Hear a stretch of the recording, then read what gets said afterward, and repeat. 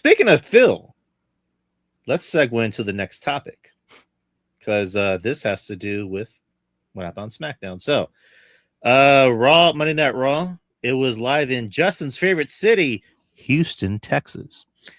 CM Punk. You know that piece of shit city and that piece of shit fan base. You know that their team is a fucking piece of shit, and that they're probably gonna go home in the first round of the playoffs. Did you know that, Drew? I didn't. Tell everybody, Justin. Inquiring minds want to know. Did you know that they may get lucked into a fucking first round matchup with a depleted fucking Los Angeles Lakers team, and they're gonna get a token first round win possibly because of that? Yeah, and they'll get bounced out of the second round by OKC. Don't give a shit. I don't want to see them win a fuck. I don't even want them to have a fucking lead. Fuck the Houston Rockets. Fuck the city of Houston. That fucking piece of shit swamp city. I hope everyone fucking perishes and dies there. I don't give a fuck. Flag the fucking stream. I don't give a shit. Houston sucks. And it always will suck. That cheating franchise known as the fucking Houston Astros. Oh Lord. Like, are we being king? Oh, the fucking bullshit NFL team that thinks they're better than the fucking Dallas Cowboys, who's never been to a fucking AFC Championship game, mind you. The fucking Houston Texans. Fuck the city of Houston. I'm sorry, I had to get that out. Oh my god. See, and that's a pipe bomb, ladies and gentlemen. That is a pipe bomb right there. Oh my god. That is how you cut a pipe bomb. That's gonna be a reel. No, don't do that. Don't do that. Nah, don't do that. I won't do that, I promise. If so, you'll never see me on this stream again. The whole city of Houston is after Justin. No, just how I will. It's okay, guys. It's everyone listening, watching this. It's okay. You know, just Justin didn't have his coffee. Just bear with him. I don't drink coffee, by the way. I want to like coffee, but I don't drink coffee. The views reflected about the city of Houston do not reflect those of Drew Yar and his affiliates. Anyways, so CM Punk opens the show in Houston, and sits crisscross like he did back in the day for his original pipe bomb, and talks about Houston wrestling. Talks about Paul Bosch. Brings up Harley Race. What would Harley Race do? And then walks outside of the ring. Talks about that Roman isn't here. He mentions, Roman isn't here, and I'm here. I'm I'm old. So I thought that was kind of fun. And then lame. Ruben's gonna be a hater tonight. He's gonna be. I can sense his hate. I can see the hate seething off his head. That's why he doesn't wear a beanie anymore, because there's he can't cover the hate anymore. I run hot, ladies and gentlemen. I run hot. Which it's funny because like Roman calls Punk old, and Roman's like 41, and whatever. Anyways, old guys. But Punk starts cutting his promo and calls out everybody. Calls out Roman, tells him, "You're a buck-toothed nepo baby that got lucky." Pretty much, and you weren't good enough for football, and your daddy got you into wrestling, and brought up The Rock, saying that The Rock isn't that big of a movie star anymore. He says everything you can imagine. Again, good promo. I liked it for what it was. I mean, I thought it was a really good promo. I mean, was some of it kind of bullshit? We'll get into it, but a lot of it was bullshit. But thought it was a good promo, and then said I'm fine with blowing up bridges because bitch I can swim. That was a good line. Line. And then walks towards the crowd. Walks towards the crowd and says, "Oh, everyone thinks I'm done. I'm not done. Everyone's getting it." Another thing. I'm sorry, I gotta mention this too. Another thing, the reason why this fucking city fucking sucks is because of the fact they were wanting CM Punk. They were wanting CM Punk at the beginning. Yeah. They were wanting CM Punk, and they were wanting Harley Race. Fuck Houston. Yeah. Yeah, Bronson Reed commented on that. That they're wanting Harley Race. And I was like, again, these are the new Can't tell you wrestling when to do fans. that. I'm just saying. These are the new wrestling fans, guys. This is who WWE is catering to, and you're gonna get this. You're gonna get them whatting because they hear it. You know, they hear the old footage and then they I gotta be involved and now like the whole singing along and you hear Pat McAfee say what? But Ruben, just say Houston sucks. I mean, I haven't been there, so I can't say. Oh, you don't want to go there. Who wants to go there? Just say Houston. Just say fuck Houston. I can't. I mean, I could say fuck New York, and I live in New York. Fair. That's fair. Fuck New York. What? Okay, name your least favorite city in New York. Oof, I said the whole entirety of Bronx. The Bronx and Staten Island, because it's too far from everything. I went to I was in the Bronx because I came out of no JFK's in Queens, right? Yeah. So I've never been to the Bronx actually. No, so when I went to New York, we flew into JFK, that's in Queens, then we went to Brooklyn, then I was in Manhattan, so I didn't go to Bronx. So good. Don't go there. Okay. Don't go there. Do New Yorkers naturally hate anything from New Jersey and Boston? Yes. Okay. Yes. That is legit. Yeah. Okay. Just want to ask these questions. But anyways, going back to the promo. Punk, sets his sights to Pat McAfee by calling him Pat McAfee, which that actually made me spit out my drink when he said that. And then just says, why don't you call up the guy that brought you into wrestling and tell him to lower the ticket sales, because I want everybody to be here at Mania. So that was the end of the promo. Again, I like the promo. I do agree there's some bullshit because yes, WWE did edit out the last minute of that promo where he did mention the ticket sales, but there's no way TKO would allow that unless they're okay with it. No. Right. It's like, and it's like maybe I'm overthinking. It's like with the Montreal screw job. It's like there's no way Vince McMahon will allow Bret Hart on his television to go WCW unless that wasn't on the broadcast though. That wasn't a live broadcast. The cameras caught it at the end. He didn't do that.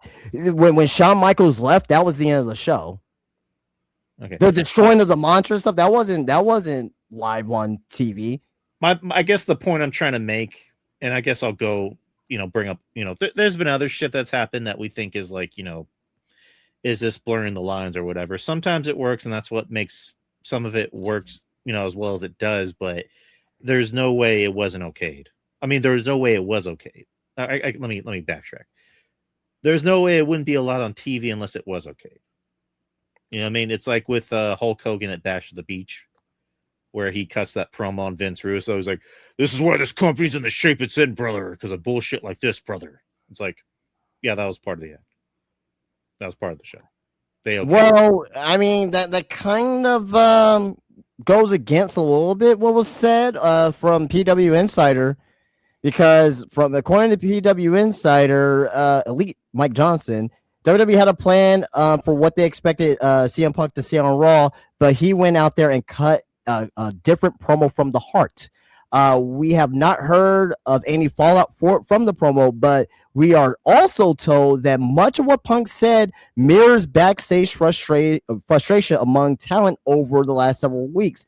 We have heard from several talents who have expressed frustration with the fact that the tickets are priced so high. I'm sorry, that there are so many left for the top show of the year, and that while there are so many available seats, only 2 comp tickets are being granted to the talent for the night that they are performing, and the show they will need to purchase themselves. That's come from PW Insider Elite and Mike Johnson, and also from BodySlam.net. Sources indicate that CM Punk was given several bullet points to speak on his promo on Raw, but no script to follow.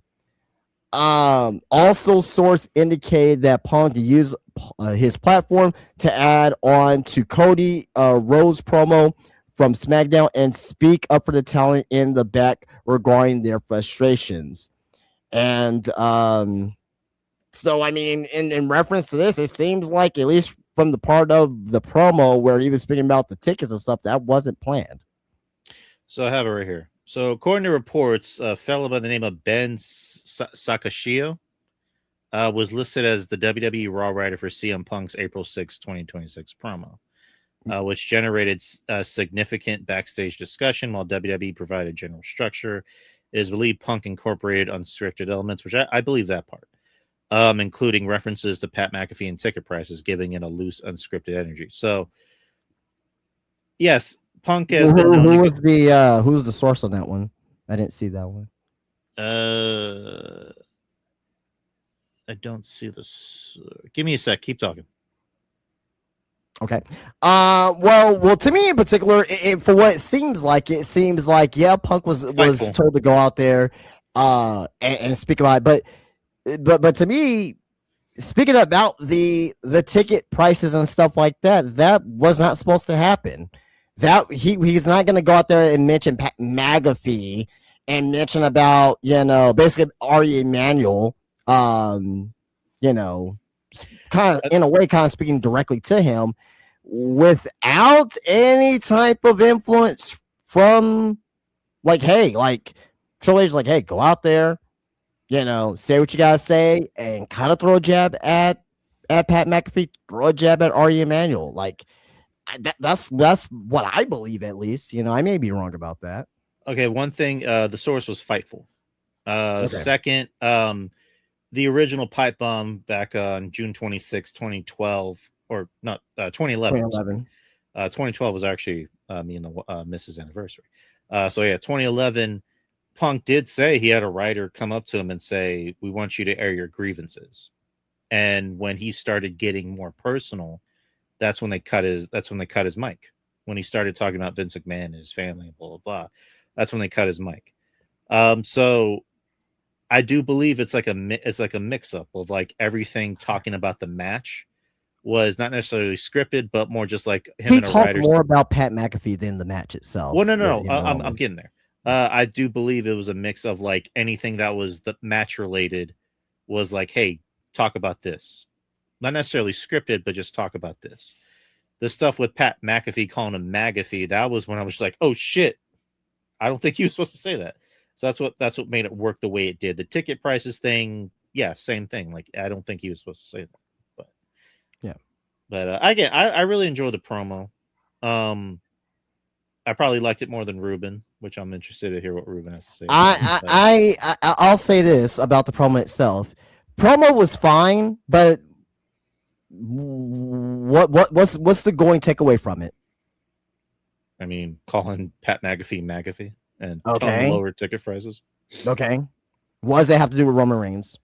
Nothing. What does it have to do with the bill for the match? Nothing at all.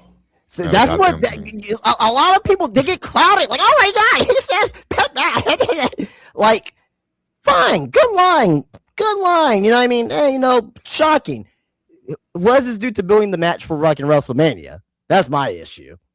Not a goddamn thing. And it just shows that WWE caters to people that have goldfish memory. They just hear something and it tickles them. Like, oh my god, he said McAfee. Oh my god, he said this and that. And again, although true, I pop for it, but still. Again, it's a nice pop, a nice moment, but it's when you actually take the time to dissect the promo, you realize that, wait a minute, there are a lot of holes in what CM Punk said.